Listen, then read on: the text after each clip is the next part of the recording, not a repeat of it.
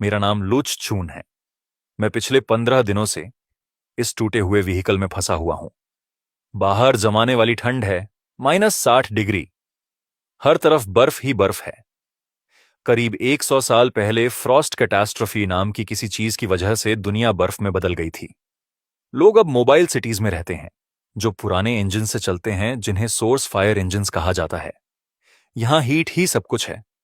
इसके बिना तुम मर जाओगे। इस व्हीकल का पिछला मालिक ड्राइवर सीट पर ही जमकर मर गया था। मैंने उसकी जगह ले ली, लेकिन मेरा कोल खत्म होने वाला है। बस 2 दिन का बचा है। फिर भी मैं पैनिक नहीं कर रहा हूं। अपनी पिछली जिंदगी में मैं इंजीनियरिंग स्टूडेंट था। मुश्किल प्रॉब्लम्स मुझे डराती नहीं है। वैसे भी मैं किसी चीज का इंतजार कर रहा था। मेरे दिमाग के अंदर एक सिस्टम है जो यहां आने के बाद से काउंटडाउन कर रहा था। आज वो फाइनली एक्टिवेट हो गया। इसका नाम ट्रुथ टेक्नोलॉजी ट्री सिस्टम है।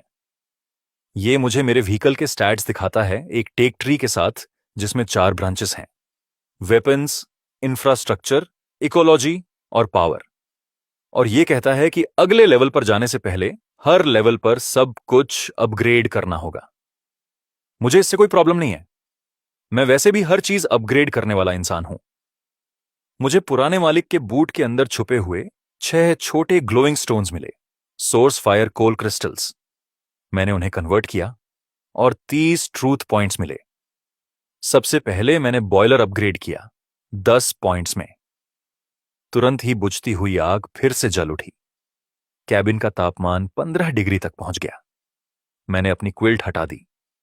कई हफ्तों में पहली बार मुझे गर्मी महसूस हुई। फिर मैंने 10 पॉइंट्स एक हाइड्रोपोनिक ग्रो बॉक्स पर खर्च किए। वो मेरे बेड के पास एक पुराने क्रेट के अंदर आ गया, लाइट्स और वाटर सिस्टम के साथ, जो बॉयलर से जुड़ा हुआ था। मैंने एक कैबेज सीड लगाया जो पुराने मालिक ने ब्लैक मार्केट से खरीदा था। सिस्टम ने कहा कि ये 3 दिन में तैयार हो जाएगा। मैं इंतजार नहीं कर पा रहा हूं। मेरे पास 10 पॉइंट्स बचे हैं, लेकिन बाहर कुछ सुनाई दे रहा है। कोई बड़ा क्रिएचर तूफान में घूम रहा है। मेरा कोल हमेशा नहीं चलेगा। मैं यहां नहीं रुक सकता। जल्दी ही मुझे बाहर जाना होगा, हंट करना होगा और रिसोर्सेज ढूंढने होंगे। खतरा अभी खत्म नहीं हुआ है। मैंने अपने आखिरी 10 ट्रूथ पॉइंट्स एक वेपन पर खर्च किए, एक स्टीम पावर्ड रिपीटिंग क्रॉसबो। वो फायरिंग पोर्ट पर फिट हो गया, एक ब्रास पाइप के जरिए बॉयलर से जुड़ा हुआ। हर बोल्ट अंगूठे जितना मोटा था, ब्लैक पाउडर से भरा हुआ। आखिरकार मेरे पास असली फायर पावर आ गई थी। मैंने पोलारिस चालू किया और पैल स्नो पर निकल पड़ा, मिनरल्स ढूंढने के लिए। 2 घंटे तक सफेद बर्फ में धीरे धीरे चलते रहने के बाद मुझे एक आइस माउंट के पीछे कुछ काले पत्थर दिखे जो लाल चमक रहे थे, एक कोल्ड क्रिस्टल वेन। मैं तुरंत बाहर नहीं उतरा। अच्छा ही हुआ। अचानक 3 विशाल वुल्व्स बर्फ से बाहर निकल आए। हर एक भैंस जितना बड़ा था, ग्रे वाइट आर्मर्ड स्किन के साथ, और उनकी लाल आंखें मेरे व्हीकल पर टिकी हुई थीं। पहला वुल्फ मेरे फ्रंट आर्मर से टकराया। पूरा कैबिन हिल गया। उसने अपना चेहरा फायरिंग पोर्ट पर दबा दिया, आयरन बार्स को पंजों से नोचते हुए। मैंने क्रॉसबो पकड़ा और ट्रिगर दबाया। स्टीम की आवाज आई, ब्लैक पाउडर फटा और बोल्ट सीधे उसकी खोपड़ी के पार चला गया। सिर खत्म, काम खत्म। बाकी 2 भागने की कोशिश करने लगे। मैंने रिलोड किया और 2 बार और फायर किया। एक वुल्फ कमर से बर्फ में चिपक गया, दूसरा कूदते हुए गले में बोल्ट लगने से गिर गया। 10 सेकंड में तीनों वुल्व्स खत्म।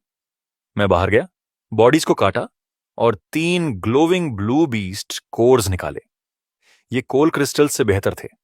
मैंने थोड़ा मीट भी लिया और वेन से 1 दर्जन कोल क्रिस्टल्स निकाल लिए। 100 से ज्यादा ट्रूथ पॉइंट्स का लूट मिला। बुरा नहीं है। तभी मुझे कुछ सुनाई दिया। हवा को चीरती हुई एक इंजन की तेज आवाज। बिनोक्यूलर से मैंने देखा, कुछ 100 मीटर दूर कोई इंसान बर्फ में रेंग रहा था, लगभग जम चुका था। उसके पीछे 3 आर्म्ड स्नोमोबाइल्स थे, जिन पर खून जैसे लाल स्कल मार्क्स बने थे। वे धीरे धीरे उसका पीछा कर रहे थे, जैसे शिकार के साथ खेल रहे हों। स्नो फील्ड गैंग के रेडर्स। मैं जाने ही वाला था, यह मेरा प्रॉब्लम नहीं था। लेकिन फिर मैंने देखा कि उस इंसान के हाथ में क्या है। एक सिल्वर व्हाइट केस, जिस पर पुराने फेडरेशन के सिंबल्स बने थे। लेबल पर लिखा था, class A constant temperature plant seed vault. मेरा दिल रुक सा गया। उस वॉल्ट और अपने इकोलॉजी अपग्रेड्स के साथ मैं पोलरिस के अंदर एक असली फार्म बना सकता था। इस जमी हुई दुनिया में यह सबसे कीमती चीज है। रेडर्स हंसते हुए अपने मचेटीज उठा रहे थे। मैं तुरंत अपने व्हीकल में वापस कूदा और दरवाजा बंद कर दिया। अब वो सीड्स मेरे थे, मैं उन्हें जाने नहीं देने वाला था। मैंने पोलरिस को सीधे रेडर्स की तरफ दौड़ा दिया।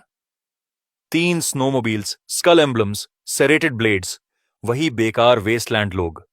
उनका लीडर उस औरत के हाथ काटने वाला था, सिर्फ उसका बॉक्स लेने के लिए। मैंने उसे मौका नहीं दिया। स्टीम क्रॉसबो से एक बोल्ट और वो खत्म। उसकी स्नोमोबिल क्रैश होकर जल गई। दूसरा भागने लगा। मैंने पोलरिस घुमाकर उसकी स्नोमोबिल को कुचल दिया। तीसरा आदमी अपनी बाइक से गिर गया और घुटनों पर बैठकर भीख मांगने लगा। मैं उसे जिंदा नहीं छोड़ सकता था। अगर उसने स्नो फाइंड गैंग को बता दिया तो वे मुझे ढूंढते हुए आ जाते। मैंने फायर किया। खत्म। मैं बाहर निकला और बर्फ में पड़ी उस औरत के पास गया। वो लगभग जम चुकी थी, फटी हुई विंटर सूट पहने हुए, उस सिल्वर सीड वॉल्ट को ऐसे पकड़े हुए जैसे उसकी जान उसी पर टिकी हो। उसने मुझे ऐसे देखा जैसे मैं रेडर्स से भी ज्यादा खतरनाक हूं। मैंने उसका कॉलर पकड़ा, मरे हुए गैंग मेंबर्स को सर्च किया। उनके पास लेने लायक कुछ नहीं था। फिर मैं उसे घसीटकर पोलारिस में ले आया। जैसे ही दरवाजा बंद हुआ और गर्म हवा उसे लगी, उसने छटपटाना बंद कर दिया। वह बस बॉयलर को घूरती रही। थर्मामीटर पर 18 डिग्री दिख रहा था, पूरी तरह स्टन्ड। फिर उसकी नजर मेरे हाइड्रोपोनिक बॉक्स पर गई। वह कांपते हुए उसके पास घिसट कर गई और लगभग अपना होश खो बैठी। पता चला वह बॉटनिस्ट है। उसका नाम लिन जुआन है। उसने कल्टीवेशन सिस्टम को तुरंत पहचान लिया। मैंने बात सीधी रखी। मैंने कहा कि मैंने उसकी जान बचाई है, इसीलिए वेस्टलैंड रूल्स के हिसाब से सीड वॉल्ट अब मेरा है। वह बहस करने लगी, लेकिन मैंने उसके सामने गरम वुल्फ मीट सूप का एक बोल रख दिया। उसने 3 दिनों से कुछ भी गरम नहीं खाया था। मैंने अपना ऑफर साफ रखा: फूड, शेल्टर, कांस्टेंट हीट और रिसर्च इक्विपमेंट। बदले में वह और उसके सीड्स पोलारिस के होंगे और वह मेरे लिए फ्रेश वेजिटेबल्स उगाएगी। उसने मीट उठाया, मुंह में भरा, और मैं बात पूरी करूं उससे पहले ही हां बोल दिया। उसने वादा किया कि अगर उसे सही कंडीशंस मिले तो वह वाटरमेलन्स भी उगा सकती है। एक टॉप लेवल सीड वॉल्ट और एक स्किल्ड बॉटनिस्ट, दोनों एक ही दिन में। Perfect combination. लिन जुआन ऐसे खा रही थी जैसे सालों से खाना नहीं देखा हो। नंगे हाथों से वुल्फ मीट पकड़ रही थी। मुंह जल रहा था। गर्मी से उसकी आंखों में आंसू आ रहे थे, लेकिन वह रुक नहीं रही थी। मैं उसे दोष नहीं दे सकता था। 3 दिन की भूख और -60 ऐसा ही कर देते हैं। जब वह खा रही थी, मैंने अपना हॉल फैलाया। वुल्व्स से मिले 18 कोल क्रिस्टल्स और 3 बीस्ट कोर्स। मैंने सिस्टम से सब स्कैन करवाया। क्रिस्टल्स से 90 पॉइंट्स, कोर्सवुड से 90 पॉइंट्स। बैकअप फ्यूल के लिए कुछ क्रिस्टल्स बचाकर रखने के बाद मेरे पास 160 ट्रुथ पॉइंट्स थे। मैं कभी सब कुछ कन्वर्ट नहीं करता, हमेशा थोड़ा रिजर्व रखता हूं। नंबर अच्छा लग रहा था, लेकिन केबिन नहीं। मुझे दरवाजों और खिड़कियों की हर दरार से हवा सीटी मारती हुई सुनाई दे रही थी। मेरा अपग्रेडेड बॉयलर हीट दे रहा था और पतली मेटल वॉल्स उसे सीधे बाहर की जमी हुई हवा में खो रही थीं। हर झोंका मेरा कोल बेकार जला रहा था। यह मुझे बिल्कुल पसंद नहीं आया। मैं वेस्ट बर्दाश्त करने वालों में से नहीं हूं। मैंने टेक ट्री खोला और जो चाहिए था वो ढूंढ लिया। इंफ्रास्ट्रक्चर ब्रांच में डबल लेयर अस्बेस्टोस इंसुलेशन, 10 पॉइंट्स। मैंने तुरंत अनलॉक कर दिया। लिन गुआन ये देखकर लगभग खाना खाते हुए चोक हो गई। पीली रोशनी दीवारों पर बेलों की तरह फैल गई। एक मोटी ग्रे वाइट इंसुलेशन लेयर हर सरफेस पर जम गई। Walls, door gaps, window cracks, यहां तक कि सीलिंग के स्क्रू होल्स तक। 10 सेकंड में सब हो गया। बाहर की चीखती हवा लगभग शांत हो गई। थर्मोमीटर 15 से बढ़कर 20 डिग्री पर आकर स्टेबल हो गया। एक टूटे फूटे क्रॉलर के अंदर 20 डिग्री, वो भी एक खतरनाक ब्लिजर्ड के बीच। लिन हुआन ने अपनी वुल्फ बोन गिरा दी और मुझे ऐसे देखने लगी जैसे मैं कोई भगवान हूं। उसने पूछा, मैं कौन हूं? मैंने दीवार पर हाथ रखकर उसकी सॉलिड लेयर महसूस की और कहा, मैं बस एक ड्राइवर हूं जिसे काम सही तरीके से करना पसंद है। फिर मेरी नजर उस सिल्वर केस पर गई। वह अभी भी उसे अपनी छाती से लगाए हुए थी। उसका खाना हो चुका था। अब वक्त था कि वह मुझे दिखाए कि मेरे सीड वॉल्ट के अंदर क्या है। लिन गुआन ने वॉल्ट खोला। 16 डिजिट कोड, प्रेशराइज्ड सील, पूरा सिस्टम। अंदर सैकड़ों छोटे ट्यूब्स थे, शॉक अब्जॉर्बिंग जील में रखे हुए। हर एक में सीड्स और न्यूट्रिएंट सोल्यूशन था। वह बताने लगी कि अंदर क्या क्या है।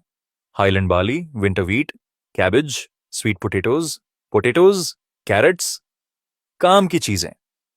लेकिन फिर उसने पीछे रखे कुछ पर्पल ग्लो करते ट्यूब्स की तरफ इशारा किया। 3 watermelon seeds, 5 strawberry seeds, Frost से पहले की इंप्रूव्ड वैरायटीज। इस दुनिया में एक सूखा एप्पल भी नोबल्स के बीच कई जिंदगियों के बराबर होता है। फ्रेश वाटरमेलन, ये तो सोच से भी परे है। मैं खुद को रोक नहीं पाया। मेरा दिमाग काम करने लगा। मैंने एक बड़े आर्मर्ड क्रलर की कल्पना की, जिसके अंदर वर्टिकल फार्म्स हों, ऑटोमेटिक स्प्रिंकलर्स हों, और मैं एक ग्लास डोम के नीचे बैठकर ठंडी वाटरमेलन खा रहा हूं, जबकि बाहर रेडर्स ठंड से मर रहे हों। मैंने लिन गुआन से कहा, वॉल्ट को सील करे और उसकी रखवाली करे। उसने बताया कि हाइड्रोपोनिक बॉक्स इतना छोटा है कि उसमें अभी उग रही कैबेज के अलावा कुछ और नहीं आ सकता। मैंने कहा, स्पेस का इंतजाम मैं बाद में कर लूंगा। उसका काम है कि 3 दिन में वो कैबेज परफेक्ट होनी चाहिए। तभी मुझे कुछ महसूस हुआ। बॉयलर की आवाज भारी लग रही थी। मैंने फ्यूल गेज चेक किया। कंजम्पशन में कोई कमी नहीं आई थी। इंसुलेशन ने गैप्स बंद कर दिए थे, लेकिन मेटल वॉल्स अभी भी हीट खो रही थीं। अगर बाहर का टेम्परेचर और गिर गया या मेरा कोल खत्म हो गया तो सब खत्म हो जाएगा। यह मेरे लिए काफी नहीं था। मैंने टेक ट्री खोला और इंफ्रास्ट्रक्चर ब्रांच शीएन का दूसरा नोड ढूंढा, डीप एनहांसमेंट। यह एक वैक्यूम इंसुलेशन लेयर जोड़ता है, जो अंदर और बाहर के बीच हीट ट्रांसफर को लगभग खत्म कर देता है। 50 ट्रूथ पॉइंट्स। महंगा था, लेकिन सही था। मैंने उसे अनलॉक कर दिया। दीवारों पर सिल्वर ग्लो आया, फिर धीरे धीरे गायब हो गया। बॉयलर ने हल्की सी आवाज की और लो आइडल पर आ गया। आग का रंग ब्राइट ऑरेंज से डार्क रेड हो गया। लिन गुआन घबराकर थर्मोमीटर को देख रही थी, लेकिन नीडल हिली तक नहीं। 5 मिनट बीत गए, फिर भी 20 डिग्री। अब बॉयलर बहुत कम फ्यूल इस्तेमाल कर रहा था। मैंने फ्यूल गेज देखा और आखिरकार सीने से बोझ उतरता हुआ महसूस हुआ। इस सेटअप के साथ बचा हुआ कोल हमें 10 दिन, शायद 2 हफ्ते तक गर्म रख सकता था, सबसे खराब स्टॉर्म में भी। अब सिर्फ जिंदा रहने के लिए अपने रिजर्व्स जलाने की जरूरत नहीं थी। मुझे कंट्रोल पैनल के नीचे एक पुराना हैंड क्रैंक रेडियो मिला। जंग लगा हुआ, आधा टूटा एंटेना, लेकिन अभी भी काम कर रहा था। मैंने उसे घुमाकर चालू किया और ब्लैक रॉक सिटी से एक ब्रॉडकास्ट पकड़ लिया। खबर बुरी थी। 48 घंटों में एक मैसिव एक्सट्रीम आइस स्टॉर्म आने वाला था। Alert level black. लिन जुआन के हाथ से ट्वीजर्स गिर गए और उसका चेहरा सफेद पड़ गया। उसने बताया कि वह पहले एक मोबाइल सिटी में ऐसा स्टॉर्म देख चुकी है। हजारों लोग एक ही रात में मर गए थे, प्रॉपर इंजन्स होने के बावजूद। -100 डिग्री पर खून तुरंत जम जाता है। हवा इतनी तेज कि व्हीकल्स पलट जाए, मुट्ठी जितने बड़े हेलस्टोन्स। मैंने उसे चुप रहने को कहा। मेरे व्हीकल में डिस्पेयर की कोई जगह नहीं है। कैबिन का टेम्परेचर कंट्रोल में था। वैक्यूम इंसुलेशन काम कर रहा था, लेकिन मेरे सामने एक और बड़ी प्रॉब्लम थी, मोबिलिटी। अगर मैं स्टॉर्म के दौरान रुका रहा तो बर्फ और बर्फ की परत ट्रैक्स को जमीन से चिपका देगी। स्टॉर्म के बाद मैं वहीं फंस जाऊंगा। बीस्ट्स या रेडर्स के लिए आसान शिकार बन जाऊंगा। मैंने टेक ट्री खोला और जो चाहिए था वो ढूंढ लिया।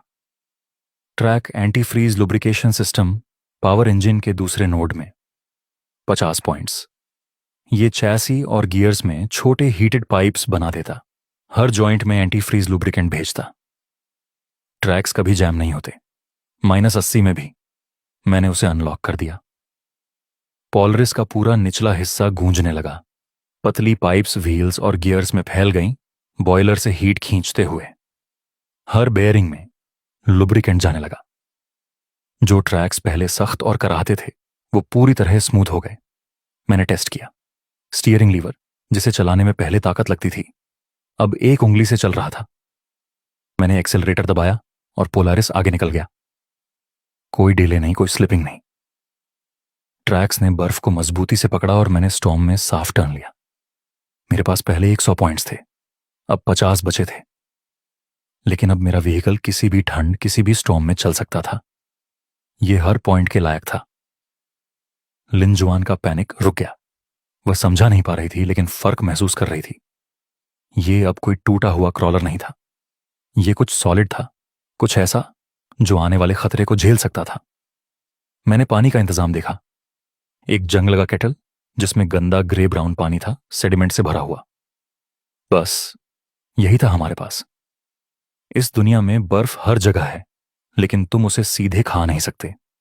फ्रॉस्ट कैटास्ट्रोफी अपने साथ रेडिएशन और हेवी मेटल्स लेकर आया था। हर स्नोफ्लेक जहर है। सीधा पी लिया तो कुछ ही दिनों में ऑर्गन फेलियर या रेडिएशन सिकनेस हो जाएगी।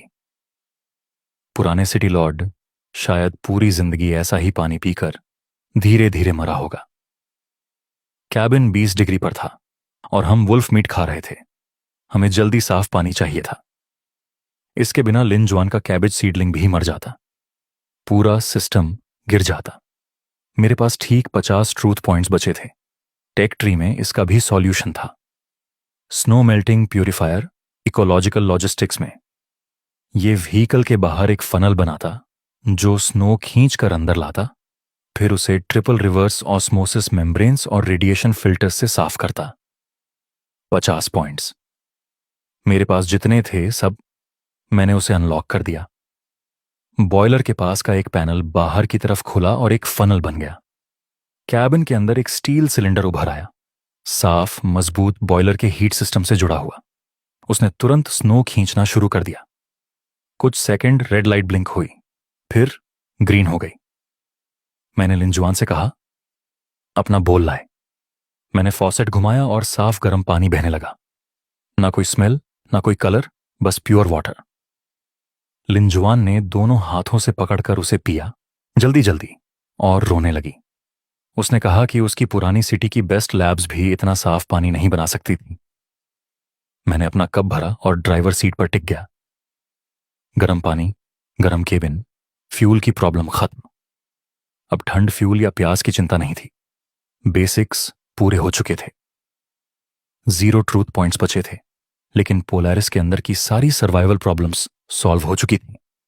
अब बाहर जाकर रिसोर्सेज इकट्ठा करने का समय था, इससे पहले कि आइसी स्टॉर्म सब कुछ दबा दे। आसमान और अंधेरा हो रहा था। स्टॉर्म पास था। लिन जुआन हाइड्रोपोनिक बॉक्स के पास घुटनों के बल बैठी थी।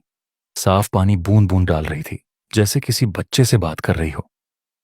मैंने उसे वहीं छोड़ दिया। मुझे काम करना था।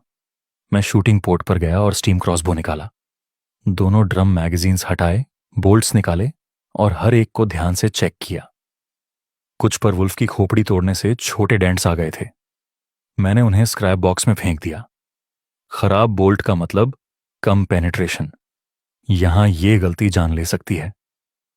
मैंने ब्लैक पाउडर को बारीक मैश से छाना, सारा कचरा अलग किया। फिर हर बोल्ट के प्रोपल्शन स्लॉट में साफ पाउडर भरा और उन्हें मैगजीन्स में लोड किया। वापस क्रॉसबो पर लॉक किया। स्टीम वाल्व खोला, प्रेशर नीडल सीधा रेड लाइन तक गया। Perfect combat condition. मैंने अपना कोट पहना और उसे ठुड्डी तक बंद कर लिया। हमारे पास मुश्किल से 2 हफ्तों का कोल और वुल्फ मीट था। अगर स्टॉर्म 1 महीना चला तो हम गर्म कैबिन में बैठे बैठे भूख से मर जाते। मुझे बाहर जाकर हंट करना ही था, इससे पहले कि सब कुछ फ्रीज हो जाए। बीस्ट कोर्स, मीट की कोल, क्रिस्टल्स, जो भी मिल सके। लिन जुआन ने मुझे जाने से रोका। लो एयर प्रेशर, खतरनाक बीस्ट्स, रेडर्स जो शेल्टर के लिए लड़ रहे थे। मैंने क्रॉसबो पर हाथ रखा और कहा, जब तक मैं पोलारिस के अंदर हूं मुझे कुछ नहीं होगा। मैंने उसे इंस्ट्रक्शंस दिए, कैबेज पर नजर रखना, अगर फ्लेम कम हो तो बॉयलर में फ्यूल डालना। उसने जल्दी जल्दी सिर हिलाया। मैं बैठा, स्टीयरिंग पकड़ा और सर्च लाइट्स ऑन किए। 2 तेज रोशनी की बीम्स बर्फ को चीरती हुई आगे बढ़ी। मैंने एक्सेलरेटर पूरा दबा दिया। बॉयलर गरजा। ट्रैक्स ने बर्फ को पकड़ा और पोलारिस तूफान में ऐसे घुस गया जैसे कोई स्टील बीस्ट हो। अब शिकार का समय था। मैं आधे घंटे तक पैल स्नो में चलता रहा। जब सर्च लाइट्स ने कुछ पकड़ा, ग्लेशियर फॉल्ट के पास एक दर्जन कोल क्रिस्टल्स लाल चमक रहे थे, जमीन के हिलने से बना नया वेन। मैं सीधे नहीं गया। मैंने लाइट्स बंद किए, धीरे धीरे आगे बढ़ा, क्रॉसबो के पास गया और स्कोप से बिना पलक झपकाए पूरे 3 मिनट देखा। अच्छा हुआ कि मैंने इंतजार किया। बर्फ का एक ढेर फटा और एक विशाल क्रीचर खड़ा हो गया। एक म्यूटेटेड स्नो बेयर, लगभग 3 मीटर ऊंचा। उसका एक हाथ काले पत्थर में बदल चुका था। अगर मैं सीधे जाता तो वो मेरे हल को कुचल देता।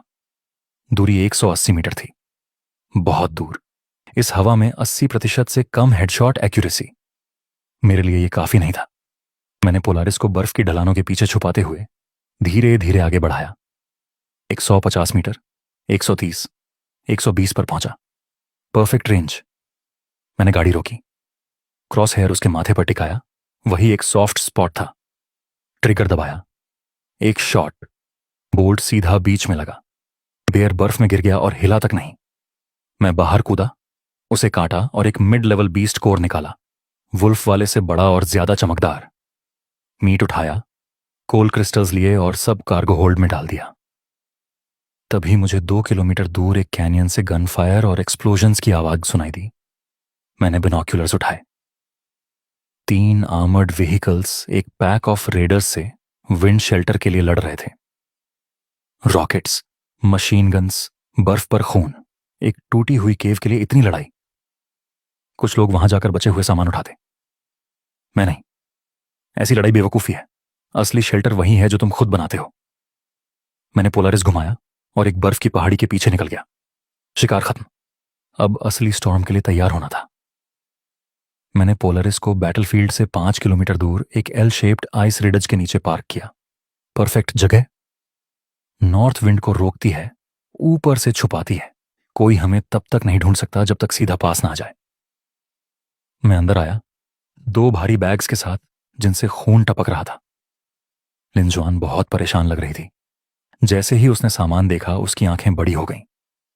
स्नोबेयर का मीट, 1 दर्जन कोल क्रिस्टल्स और एक मिड ग्रेड बीस्ट कोर। फिर मैं सब व्यवस्थित करने लगा। मुझे गंदगी पसंद नहीं है। कोल क्रिस्टल्स को स्टोरेज बॉक्स में रखा, साइज और ब्राइटनेस के हिसाब से बराबर दूरी पर। बीस्ट कोर को कपड़े से साफ किया और कंट्रोल पैनल के ऊपर शॉक प्रूफ ग्रूव में सेट किया। Emergency backup power. मीट सबसे मुश्किल था। 20 डिग्री में वो जल्दी खराब हो जाता, लेकिन मेरे पास तरीका था। मैंने मीट को बराबर स्ट्रिप्स में काटा, फिर राइट वॉल का एक पैनल खोला। उसके पीछे बाहर की हवा थी, -60 डिग्री, एक नेचुरल फ्रीजर। मैंने स्ट्रिप्स को साफ सुथरे तरीके से रखा, पैनल बंद किया और रूलर से गैप्स चेक किए। जब सब हो गया, मैं आयरन बेड पर बैठा और चारों तरफ देखा। बाईं तरफ बॉयलर, दाईं तरफ कोल बॉक्स और कोल्ड स्टोरेज। बेड के पास हाइड्रोपोनिक बॉक्स जिसमें हरे पत्ते उग रहे थे। चारों तरफ इंसुलेटेड वॉल्स। टेबल पर 2 कप गरम साफ पानी। 20 स्क्वायर मीटर की परफेक्ट व्यवस्था। लिंजुआन ने मुझे धन्यवाद कहा। बोली मैंने उसकी जान बचाई। मैंने कहा, अभी ऐसा कहना जल्दी है। तभी पोलारिस जोर से हिला। आसमान में एक डरावनी आवाज गूंजी। कोई बीस्ट नहीं, हवा थी। बाहर की सर्च लाइट्स एकदम गायब हो गईं, जैसे किसी ग्रे दीवार ने निगल लिया हो। मैंने अपना कप कसकर पकड़ा और अंधेरे में देखने लगा। एक्सट्रीम आइस स्टॉर्म आ चुका था। पहला झटका ही हमें पलटने के लिए काफी था। हवा की एक दीवार पोलारिस से ऐसे टकराई जैसे 1000 टन की ट्रेन हो। आइस रिज ने ज्यादातर इंपैक्ट रोक लिया, उसके बिना हम वहीं खत्म हो जाते। लिंजुआन ने खांच से चेहरा लगाया और उसका रंग उड़ गया। बाहर सिर्फ कैओस था। काला ब्लिजर्ड, घूमती बर्फ, रेडियो एक्टिव डस्ट। मुट्ठी जितने टुकड़े लगातार आर्मर पर पड़ रहे थे। आवाज ऐसी थी जैसे 100 हथौड़े एक साथ हल पर पड़ रहे हों। खिड़की पर लगा बैकअप थर्मोमीटर तेजी से गिरने लगा। -70, 80, 90। 100 पार करके नीचे की सीमा से भी आगे चला गया। उस टेम्परेचर पर आम स्टील कांच की तरह टूट जाता है। लिंजुआन ने आंखें बंद कर लीं। वह इंतजार कर रही थी कि दीवारें टूट जाएं। 1 मिनट, 3 मिनट, 5 मिनट, कुछ नहीं हुआ। एक भी ठंडी हवा अंदर नहीं आई। मैंने देखा उसने आंखें खोलीं और हैरानी से चारों तरफ देखने लगी। बॉयलर स्टेडी चल रहा था। इंसुलेशन लेयर में हल्की हल्की सिल्वर चमक रही थी। वैक्यूम थर्मल सिस्टम पूरी ताकत से काम कर रहा था। दीवार पर लगा थर्मोमीटर 20 डिग्री दिखा रहा था, जरा भी नहीं बदला। फर्श के नीचे एंटी फ्रीज सिस्टम हर गियर और बेरिंग में गर्म ऑयल घुमा रहा था। ट्रैक्स ढीले एंड रेडी थे। जरूरत पड़ते ही मैं तुरंत निकल सकता था। बाहर दुनिया खत्म हो रही थी। अंदर 20 डिग्री की गर्म रोशनी थी और एक कैबेज अपनी तीसरी लीफ उगा रही थी। मैं ड्राइवर सीट पर हाथ बांधकर बैठा था और काले तूफान को अपने हल से टकराते हुए देख रहा था। यही वजह थी कि मैं हर चीज अपग्रेड करता हूं। कोई शॉर्टकट नहीं, कोई वीक पॉइंट नहीं, हर सिस्टम एक साथ काम करता हुआ। लिंजुआन अभी भी मुझे ऐसे देख रही थी जैसे उसे यकीन नहीं हो रहा कि यह सब सच है। मैंने हाइड्रोपोनिक बॉक्स की तरफ इशारा किया और कहा, स्टॉर्म की चिंता छोड़ो और अपनी कैबेज चेक करो। उसने सिर हिलाया, आंसू पोंछे और ग्रो बॉक्स के पास घुटनों के बल बैठ गई। बाहर नरक था, अंदर वेस्टलैंड की आखिरी सेफ जगह थी। आइस स्टॉर्म लगातार 48 घंटे तक चलता रहा। ना दिन ना रात, बस अंधेरा और चीखती हुई हवा। ग्लास के पार मुझे कैनियन के पास जमे हुए बॉडीज दिख रहे थे, जहां पहले लड़ाई हो रही थी। ठंड ने उन्हें बर्फ की मूर्तियों में बदल दिया था। एक तेज झोंके ने एक का हाथ तोड़कर अलग कर दिया और वो टुकड़ों में बिखर गया। रेडियो पर डिस्ट्रेस कॉल्स आ रही थी। लोग कोल मांग रहे थे, कह रहे थे उनके बॉयलर बंद हो गए हैं, उनके पैर सुन्न हो चुके थे। लिंजुआन हर बार यह सुनकर कांप जाती थी। मैंने रेडियो बंद कर दिया। इस तूफान में दरवाजा खोलकर किसी की मदद करना खुदकुशी होता। मैं बेवकूफ नहीं हूं। तभी हाइड्रोपोनिक बॉक्स ने बीप किया। 72 घंटे, बिल्कुल समय पर। कैबेज तैयार थी। बोल जितनी बड़ी मोटी हरी पत्तियां जिन पर पानी की बूंदें चमक रही थीं, उसमें असली खाने की खुशबू थी। हम दोनों बस उसे देखते रह गए। मुंह में पानी आ रहा था। कई दिनों तक सिर्फ सख्त सूखा मीट खाने के बाद फ्रेश वेजिटेबल्स खजाने जैसे लग रहे थे। मैंने उसे 4 हिस्सों में काटा। एक हिस्सा आज के लिए, बाकी वैक्यूम सील करके कोल्ड पैनल में रख दिया। रूट्स मिट्टी में ही छोड़ी, दूसरी बार उगाने के लिए। मैंने वुल्फ मीट के साथ कैबेज स्ट्यू बनाया। मीट को बराबर टुकड़ों में काटा, आधे घंटे तक उबाला जब तक ब्रॉथ मिल्की वाइट नहीं हो गया। पेपरकॉर्न्स और मोटा नमक डाला, फिर कैबेज को हाथ से तोड़कर उसमें डाला। 3 मिनट, 1 सेकंड भी ज्यादा नहीं। हरी पत्तियां फैट सोखकर कुछ और ही बन गई। लिंजुआन खाते हुए रो रही थी, डर से नहीं, स्वाद से। उसने कहा, यह उसकी जिंदगी का सबसे अच्छा खाना है। मैं भी झूठ नहीं बोलूंगा। जब वो मीठा कैबेज जूस और मीट ब्रॉथ मेरे गले से नीचे गया तो एक पल के लिए मैं भी ढीला पड़ गया। खाने के बाद मैंने लिंजुआन को प्यूरिफाइड वाटर से बर्तन धोते हुए पकड़ लिया। मैंने उसे तुरंत रोका। साफ पानी सिर्फ पीने और सीड्स के लिए है, बॉयलर का कॉन्डेंसेशन वाटर क्लीनिंग के लिए। मेरे व्हीकल में कुछ भी वेस्ट नहीं होता। फिर मैं काम पर लग गया। मैंने अपना हॉल निकाला। 10 लो ग्रेड कोल क्रिस्टल्स और स्नो बेयर से मिला मिड लेवल बीस्ट कोर। मैंने उन्हें टेबल पर एक परफेक्ट सर्कल में रखा। कोर बीच में 1 मिलीमीटर भी इधर उधर नहीं। सिस्टम ने सब स्कैन किया। कोल क्रिस्टल से 50 पॉइंट्स, बीस्ट कोर से 200 पॉइंट्स। ये उम्मीद से ज्यादा था। एक कोर 40 कोल क्रिस्टल्स के बराबर। हाई लेवल म्यूटेंट बीस्ट्स चलते फिरते खजाने हैं। मैंने सब कन्वर्ट कर दिया। कुल 250 ट्रुथ पॉइंट्स। मैंने टेक ट्री खोला और स्थिति देखी। इकोलॉजी और पावर ब्रांचेस मजबूत थीं। वाटर सिस्टम काम कर रहा था। कैबेज उग रही थी। ट्रैक्स -100 डिग्री में भी चल रहे थे। सब साबित हो चुका था, लेकिन डिफेंस और फायर पावर में कमी थी। इंसुलेशन हीट को अंदर रखता था, लेकिन आर्मर अभी भी पतली स्टील का था। एक जोरदार वार स्नोबेयर या हेवी वेपन से इसे चीर सकता था, और स्टीम क्रॉसबो दूर से अच्छा था, लेकिन अगर दुश्मन पास आ गए तो उसका एंगल बेकार हो जाता। मुझे क्लोज रेंज डिफेंस चाहिए था, और कुछ ऐसा जो हेवी आर्मर को भी तोड़ सके। मैंने वेपन्स ब्रांच का अगला नोड देखा। वही अगला कदम था। Steam high pressure spray gun, 50 points. ये पोलैरिस के चारों कोनों में हिडन नॉजल्स लगाता, जो बॉयलर से जुड़े होते।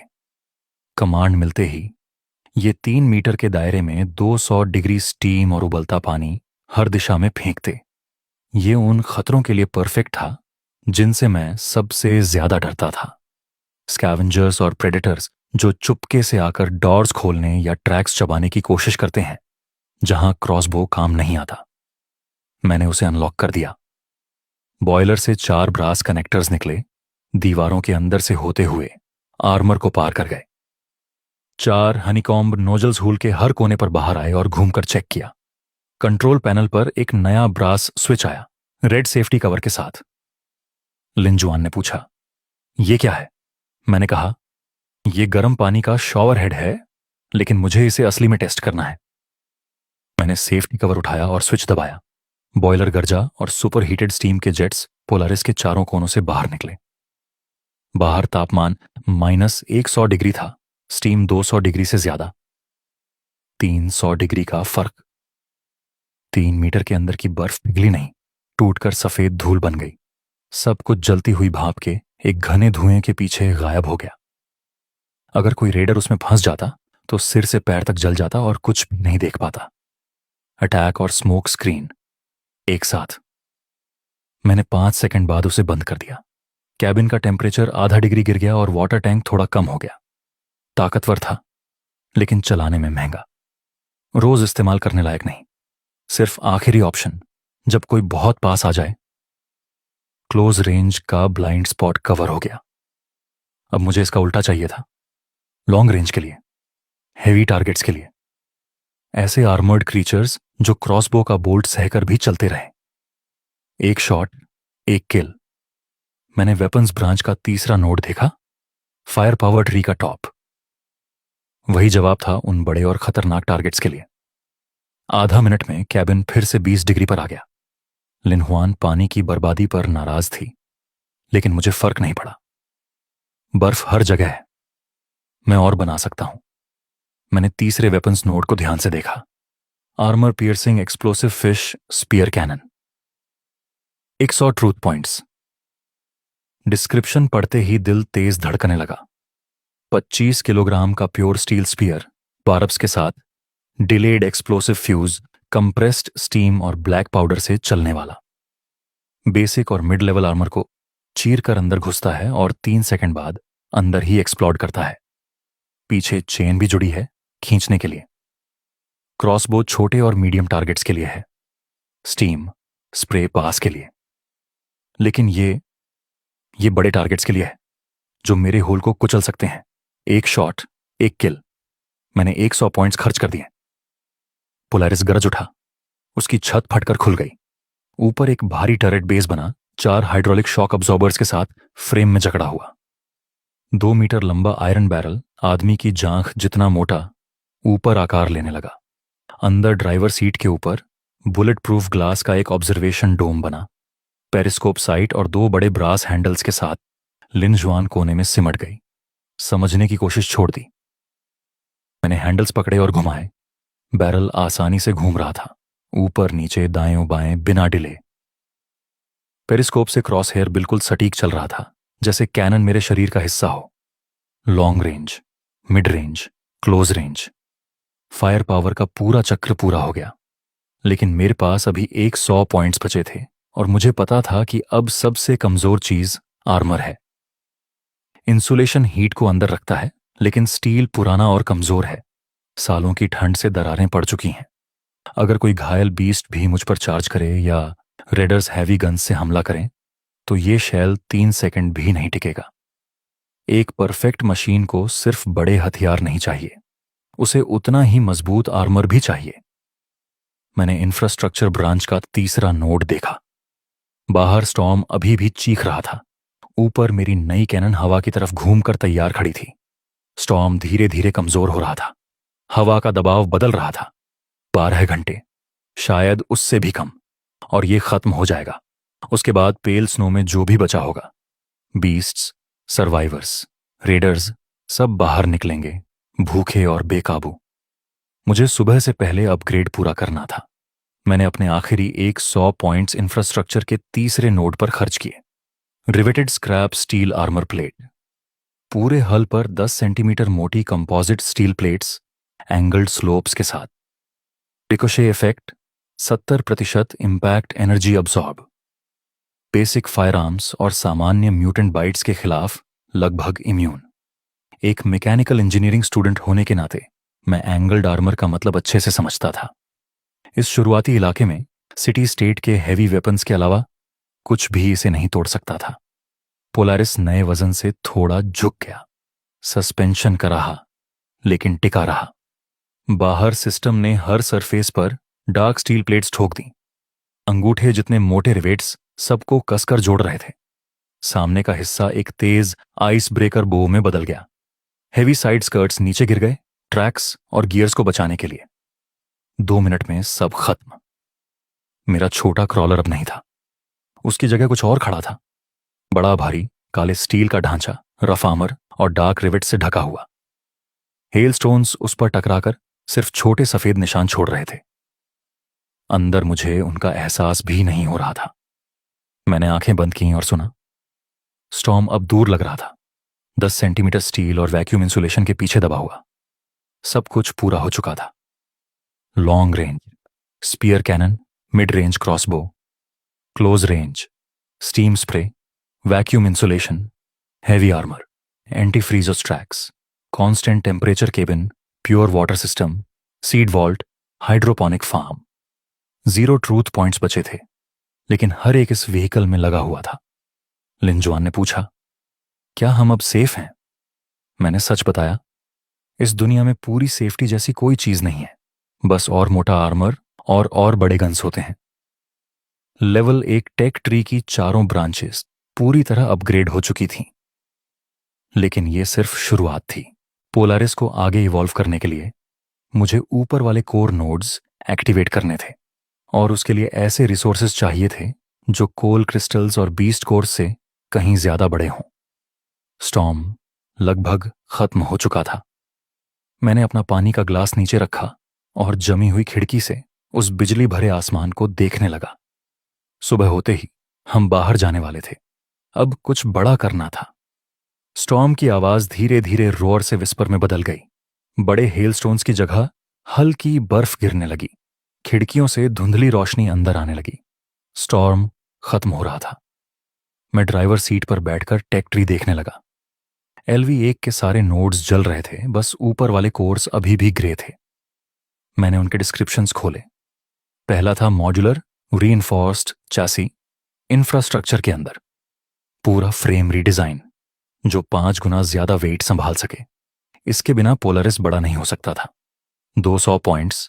दूसरा था mechanical gear fire control console weapons branch में, एक यूनिफाइड कंट्रोल सिस्टम जो क्रॉसबो, स्पीयर कैनन और स्टीम स्प्रे को एक साथ सेमी ऑटोमेटिक टारगेटिंग के साथ चलाए। और 200 पॉइंट्स।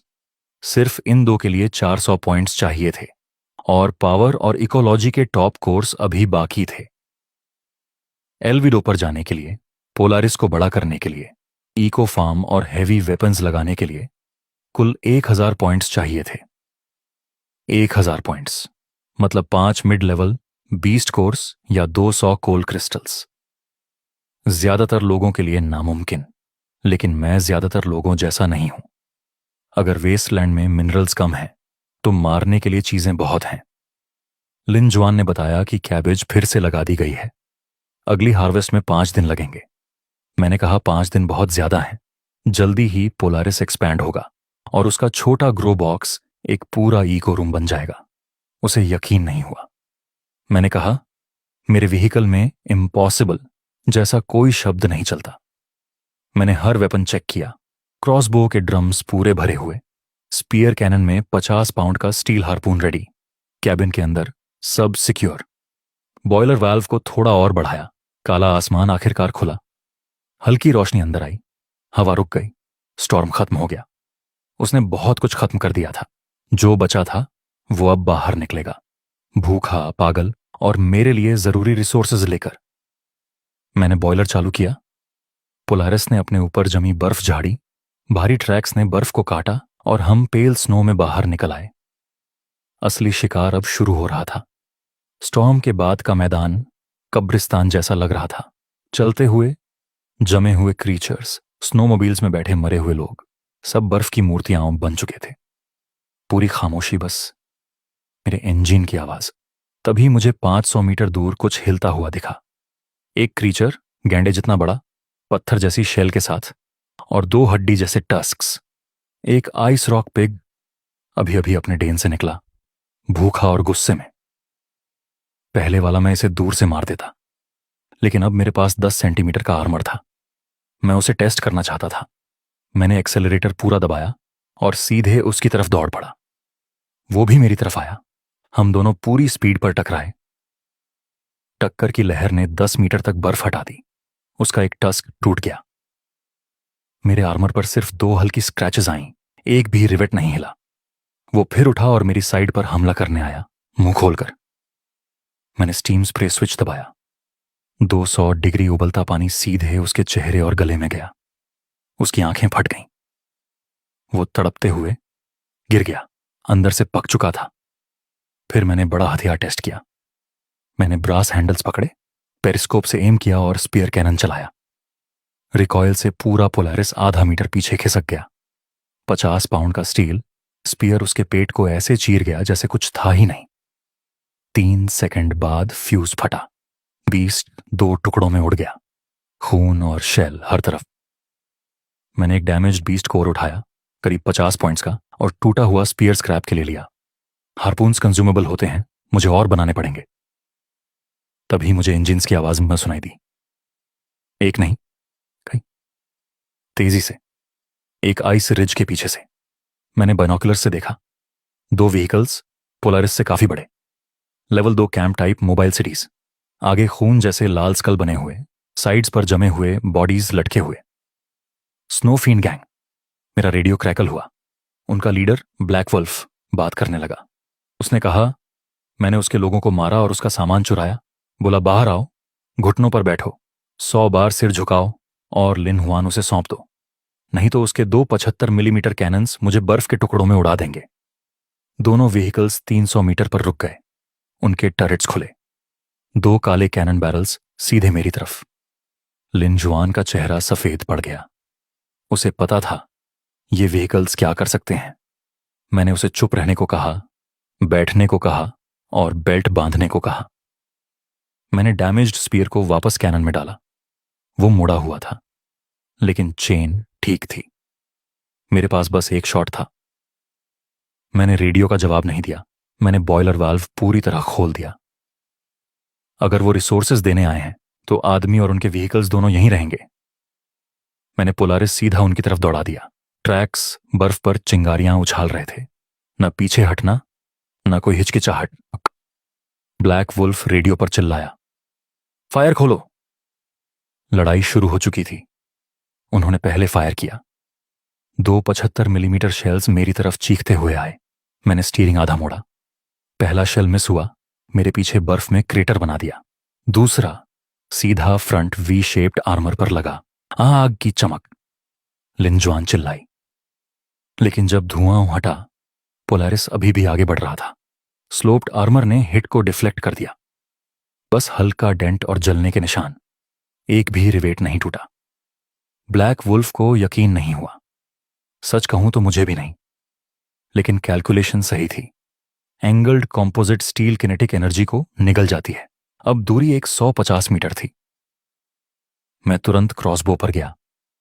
रैपिड फायर, सारे बोल्ट्स एक ही जगह पर, दूसरे व्हीकल के ट्रैक ड्राइव गियर के गैप पर। हर बोल्ट लगा, ट्रैक टूट गया। व्हीकल कंट्रोल खोकर घूम गया और आइस हिल से टकरा गया।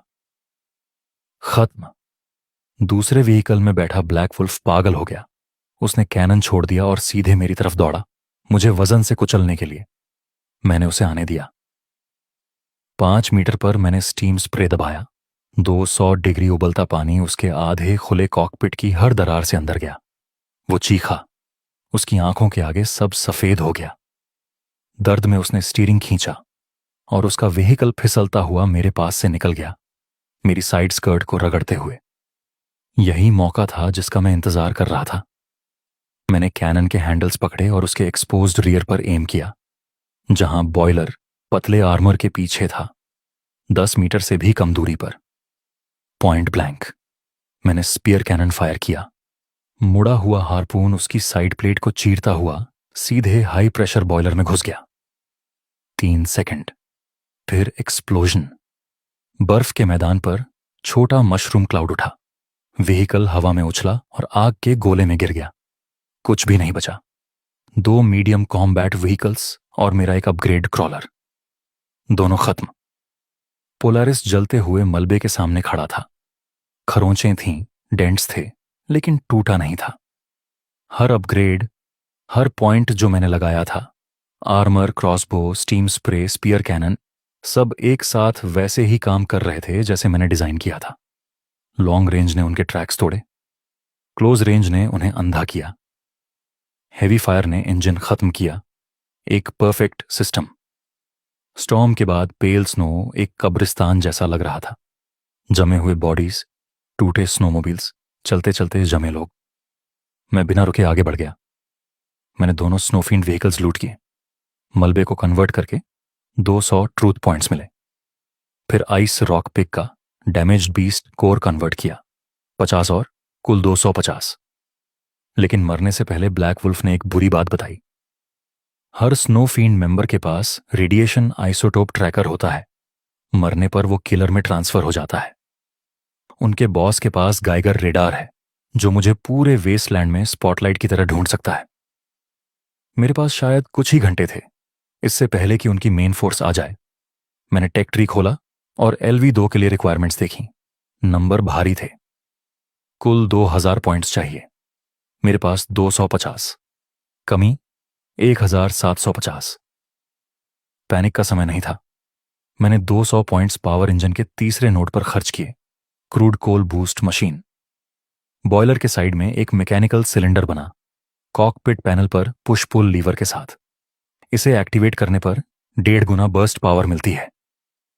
मेरा आर्मर्ड टैंक अब जरूरत पड़ने पर चार्जिंग बीस्ट की तरह स्प्रिंट कर सकता था। कोल तेजी से खत्म होगा लेकिन स्पीड ही सर्वाइवल है। फिर मैंने 10 पॉइंट्स खर्च करके टूटा हुआ हार्पून रिपेयर किया। सिस्टम ने स्क्रैप स्टील पिघलाकर नया स्पीयर सीधे टरेट में बना दिया। एमओ फिर से फुल, 40 पॉइंट्स बचे। मैं पेल स्नो के अंदर और गहराई में शिकार के लिए निकल पड़ा। 2 घंटे बाद मुझे एक आइस वैली के एंट्रेंस पर बहुत बड़े फुटप्रिंट्स मिले, बेसन जितने बड़े। पास में एक म्यूटेंट वुल्फ का फटा हुआ शरीर पड़ा था, रीढ़ टूटी हुई, खोपड़ी चबाई हुई। जो भी ये कर सकता है वो फूड चेन के सबसे ऊपर है। मैं ट्रैक्स का पीछा करते हुए वैली में घुस गया। 1 किलोमीटर अंदर मैंने उसे देखा, एक mutated ice armour mammoth, level 2 mobile city जितना बड़ा, पूरे शरीर पर मोटी grey black ice armour, centimetres मोटी म्यूटेटेड शेल, 3 मीटर लंबा स्पाइरल हॉर्न जो रीइंफोर्स्ड कंक्रीट को भी चीर सकता है। कोई वीक स्पॉट नहीं। मैंने क्रॉसबो से फायर किया। बोल्ट टकराकर उछल गया, बस एक हल्की सफेद स्क्रैच, लेकिन वहीं उसे जगा गया। वो मेरी तरफ दौड़ा। 400 मीटर की दूरी सेकंडों में खत्म। उसके पीछे 10 मीटर ऊंचा स्नो टॉर्नेडो उठ रहा था। लिन हुआन डर से गिर पड़ी। 50 मीटर पर मैंने बूस्ट लीवर दबाया। पोलारिस तेजी से साइडवेज ज़ैड टर्न में मुड़ा। मैमथ का हॉर्न मेरी लेफ्ट स्कर्ट को छूता हुआ निकल गया।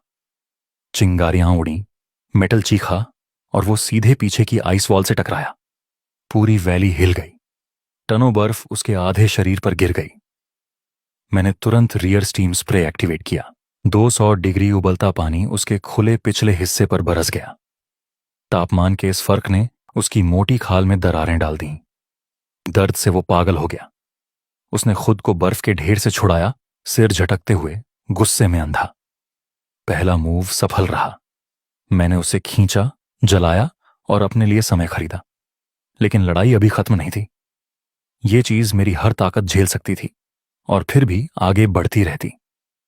यही असली टेस्ट था मेरे बनाए हर सिस्टम का। मैमथ ने अपनी स्ट्रेटजी बदल दी। अब वो अंधाधुंध चार्ज नहीं कर रहा था। धीरे धीरे भारी कदमों से मेरी तरफ बढ़ रहा था, जैसे कोई टैंक। मेरी उम्मीद से ज्यादा समझदार। मैंने किटिंग शुरू किया।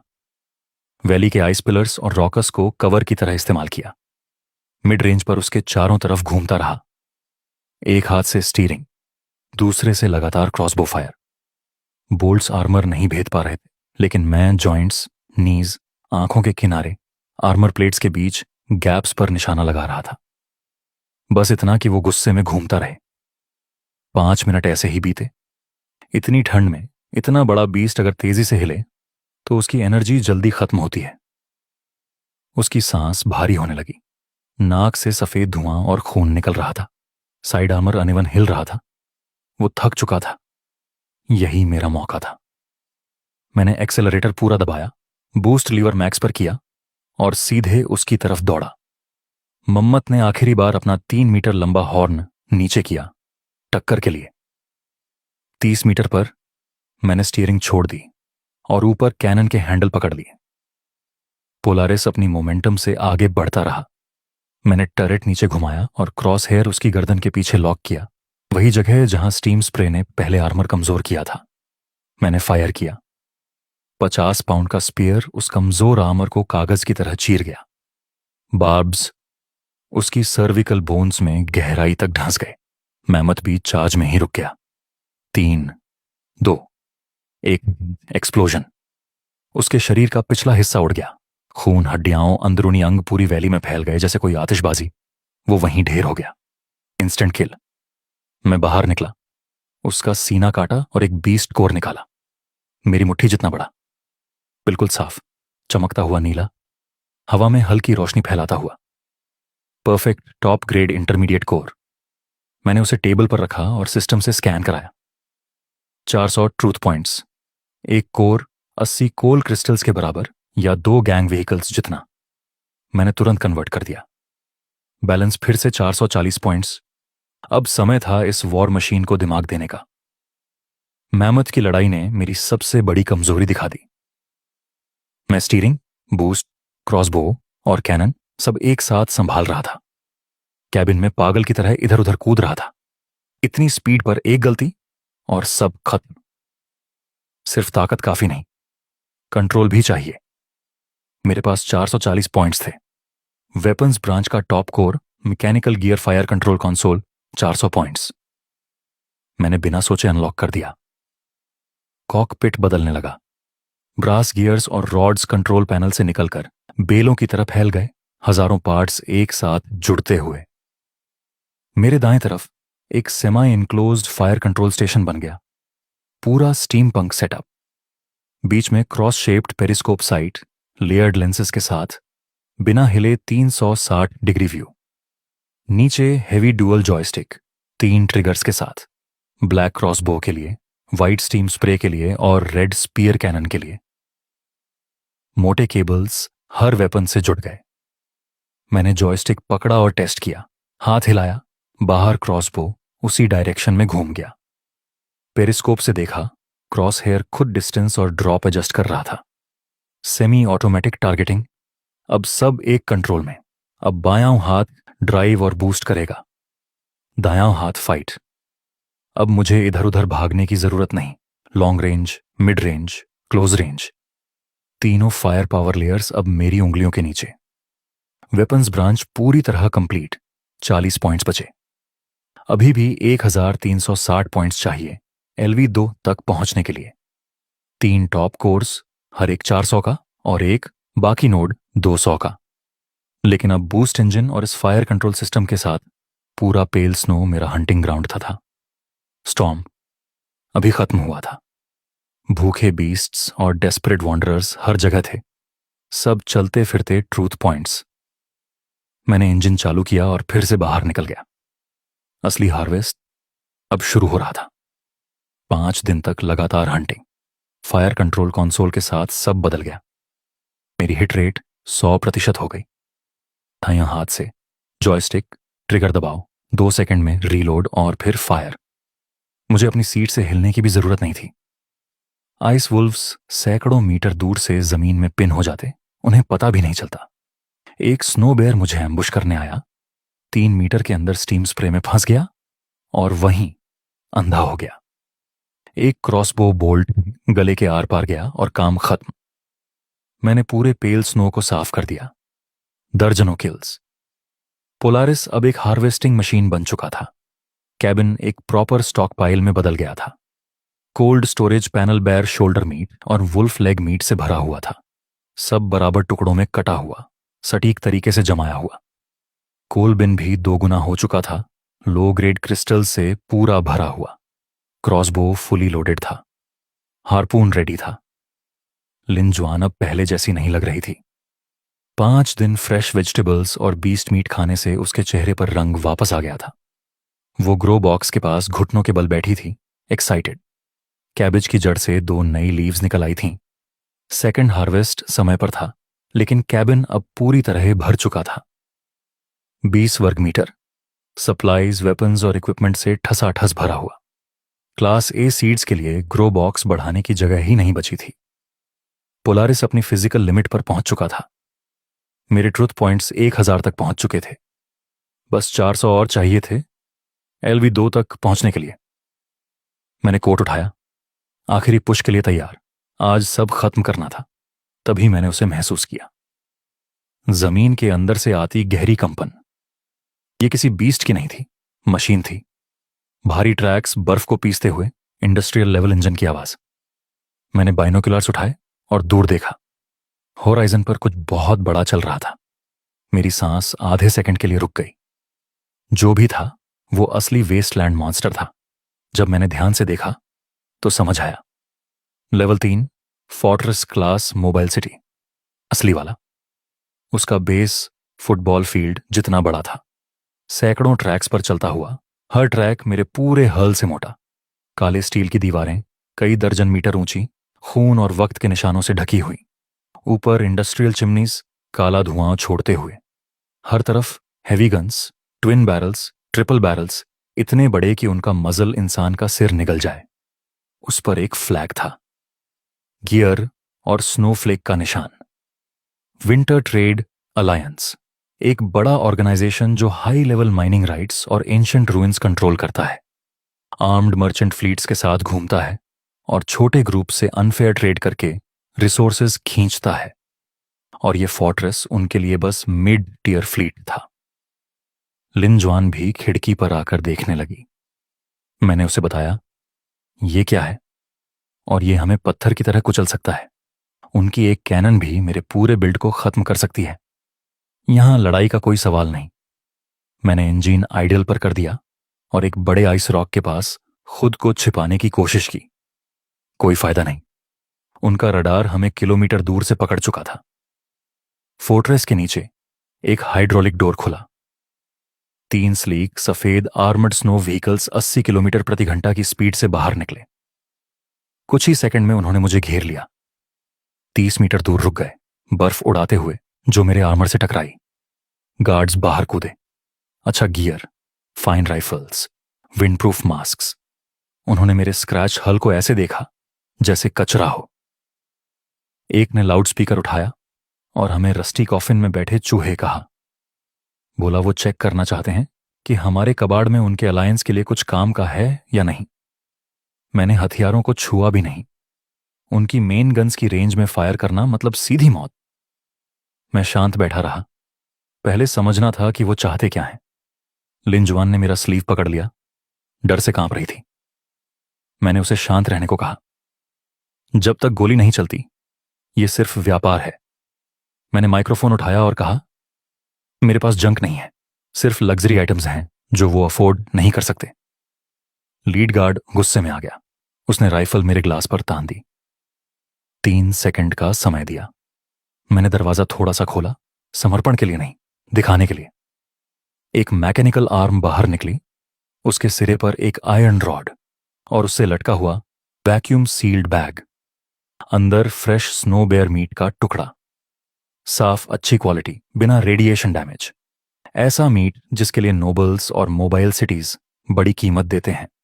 इस दुनिया में फ्रेश अनकॉन्टेमिनेटेड मीट कोल क्रिस्टल से भी ज्यादा रेयर है। ये जिंदगी बढ़ाता है, रेडिएशन सिकनेस से लड़ता है और स्टेटस दिखाता है। हर गार्ड ने एक साथ निगल लिया। मैं उनकी आवाज तक सुन सकता था। मैंने स्पीकर पर कहा, ऐसी क्वालिटी का मीट मैं अपने व्हीकल में कुत्तों को खिलाता हूं। लीड गार्ड ने राइफल नीचे कर दी उसका रवैया तुरंत बदल गया। उसने पूछा, कितना है तुम्हारे पास? मैंने कहा, इतना कि तुम्हारा टीम लीडर उस बड़े चलते किले से खुद बाहर आए और मुझसे बात करे। फिर मैंने मीट वापस अंदर खींच लिया और दरवाजा बंद कर दिया। कुछ पल के लिए वो ठंड में खड़े रहे। फिर गार्ड रेडियो पर अपने ऊपर वालों को रिपोर्ट देने भागा। मैंने मीट वापस कोल्ड स्टोरेज में रखा। इस फोर्ट्रेस से लड़ना नामुमकिन है, लेकिन मुझे लड़ना नहीं है। विंटर ट्रेड अलायंस व्यापारी हैं, और व्यापारी प्रॉफिट के सामने नहीं टिकते। मेरे पास वही चीज है जिसकी उनके अमीर क्लाइंट्स को सबसे ज्यादा चाहत है। अगर वो लालच में आए तो मुझे LV2 तक पहुंचने के लिए आखिरी रिसोर्सेज मिल जाएंगे। बर्फीली हवा मैदान में गरज रही थी, सफेद धूल उड़ाते हुए, और पोलारिस के मजबूत स्टील आर्मर से टकरा रही थी। 15 मिनट भी नहीं हुए थे। दूर खड़ा वो लेवल 3 फोर्ट्रेस फिर से भारी मैकेनिकल आवाज करने लगा।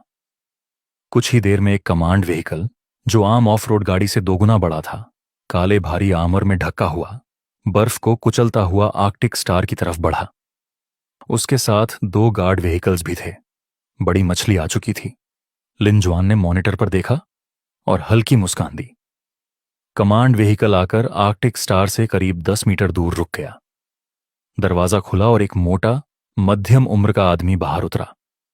उसने ग्रे मिंक कोट पहन रखा था। 2 आर्म्ड गार्ड्स उसे संभालते हुए बर्फ पर आगे ला रहे थे। उसके चेहरे पर फिल्ट्रेशन मास्क था, बस आंखें दिख रही थीं, तेज और लालची। वो फरनान था, विंटर ट्रेड अलायंस के लोअर टियर ट्रेडर्स का मैनेजर। उसने आर्कटिक स्टार को ऊपर से नीचे तक देखा, उसके रफ वेल्ट्स और रिवेट्स पर नजर डाली, जैसे उसे ये सब घटिया लग रहा हो। बाहर से वो एटीट्यूड बनाए हुए था, लेकिन उसकी नजर बार बार दरवाजे पर जा रही थी। साफ था, वो बेसब्र था। ऊपर बैठे बड़े लोग फ्रेश हाई क्वालिटी फूड के लिए पागल थे। अगर उसे ये बैच मिल जाता तो अलायंस में उसकी पोजीशन बढ़ जाती। सुनो अंदर वाले, उसके गार्ड ने लाउडस्पीकर पर चिल्लाया। हमारे ट्रेडर फर्नान खुद तुमसे ट्रेड करने आए हैं। ये तुम्हारे लिए एक मौका है। जल्दी दरवाजा खोलो और सामान दिखाओ। आर्कटिक स्टार के बाहर कम्युनिकेटर पर लाल लाइट जली। मेरी आवाज निकली, ठंडी और सीधी। ये लक नहीं, बिजनेस है। अगर सामान देखना है तो वो मोटा आदमी खुद ऑब्जर्वेशन पॉइंट तक आए। मुझे अपने व्हीकल के चारों तरफ बंदूक लिए कुत्ते पसंद नहीं। फरनान की आंखें हल्की सी सिकुड़ गईं। उसने बहुत वॉन्डरर्स देखे थे। आमतौर पर ऐसे लोग घुटनों पर आ जाते हैं, लेकिन यहां डर का नाम नहीं था। आवाज सीधी, सख्त, जैसे स्टील। स्नोस्टॉर्म के बाद जिंदा बचा हुआ, मॉडिफाइड ट्रैक्ड व्हीकल के साथ और टॉप क्वालिटी मीट लेकर बैठा आदमी। यह आसान टारगेट नहीं था। वो आगे बढ़ा, गार्ड्स को पीछे हटाया, आर्कटिक स्टार के साइड पर ऑब्जर्वेशन पोर्ट के सामने आकर रुक गया, मोटे बुलेट प्रूफ ग्लास के पीछे। अंदर से पैनल खुला। हम दोनों आमने सामने। उसने घमंड से कहा, सुना है तुम्हारे पास top quality mutated beast meat है। अलायंस रूल्स के हिसाब से माल दिखाओ और दाम बताओ। अगर तुम उसी लेवल का 10 जीन स्नो बेयर मीट दे सकते हो तो मैं 100 लो ग्रेड सोर्स फायर कोल क्रिस्टल्स या 1000 ट्रेड पॉइंट्स दूंगा। 100 कोल क्रिस्टल्स, करीब 500 ट्रूथ पॉइंट्स।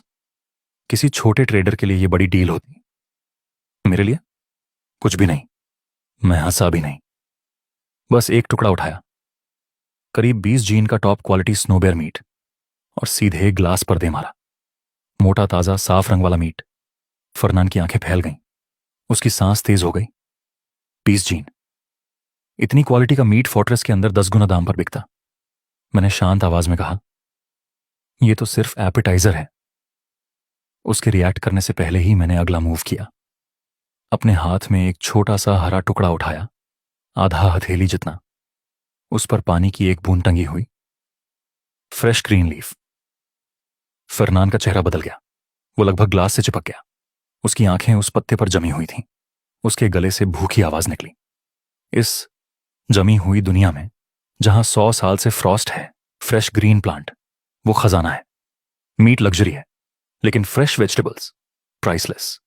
उनमें जो लाइफ है, विटामिन्स हैं, वो किसी भी सोर्स फायर इंजन से रिप्लेस नहीं हो सकते। उसकी आवाज कांप गई। ये तुम्हारे पास कैसे है? फोर्ट्रेस लेवल सिटी भी इतनी फ्रेश वेजिटेबल्स मुश्किल से उगा पाती है। मैंने पत्ता उंगलियों में दबाया, सीधे उसकी आंखों में देखा। यहां कुछ भी इम्पॉसिबल नहीं है। अब गेम मेरे हाथ में था। मैंने मीट और लीफ दोनों वापस खींच ली। नजरें उसकी लालच भरी आंखों में गड़ी रहीं। अब बात करते हैं असली प्राइस की। ठंडी हवा अब भी चल रही थी, लेकिन फरनान के माथे पर पसीना आ गया था। वो हरी कैबेज की लीफ और टॉप क्वालिटी स्नोबेयर मीट उसके दिमाग पर पूरी तरह छा चुके थे। अगर वो ये सामान अलायंस में वापस ले जाता और ऊपर बैठे लोगों को देता तो प्रमोशन पक्का था। शायद उसे किसी बड़े सिटी स्टेट मोबाइल सिटी में भी भेज दिया जाता। प्राइस बताओ। उसकी आवाज अब नरम थी, पहले जैसी घमंडी नहीं। जो चाहो, high grade water filters, tons of coal, advanced alloy armour, जो भी मेरे कारवा में है मैं दे सकता हूं। यह ऑफर किसी भी वंडरर को पागल कर देता, लेकिन मेरा चेहरा नहीं बदला। अपना बेकार सामान रखो अपने पास, मैंने सीधा कहा। मुझे कोल नहीं चाहिए, पानी नहीं चाहिए, और तुम्हारा घटिया आर्मर भी नहीं। फरनान चुप हो गया। वेस्टलैंड में ये सभी करेंसी होते हैं। तो फिर मुझे क्या चाहिए?